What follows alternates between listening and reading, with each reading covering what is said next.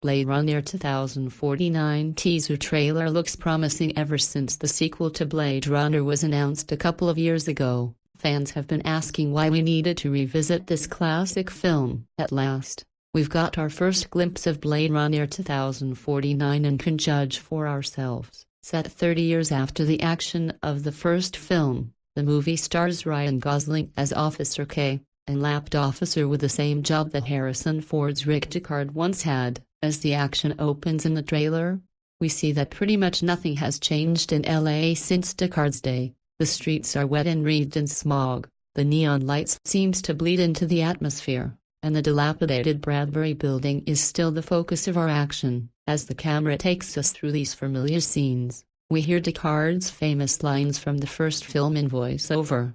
A replicant is like any other machine. They're either a benefit or a hazard.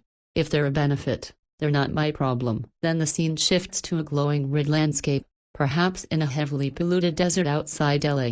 We get to see Ryan Gosling's Officer K, looking tough and cool in his knee-length leather jacket, because global warming shouldn't stop the fashion train. There's a haunting image of a giant replicant head on the ground, which seems like it might be a reference to some of the images from the famously trippy 1973 sci-fi movie Fantastic Planet. Officer K is trying to solve a mystery that takes him right to the mysterious lair of Deckard, who has apparently been missing for decades. It almost looks like Deckard is living in a spiffed-up version of Sebastian's home for broken replicants in the first film.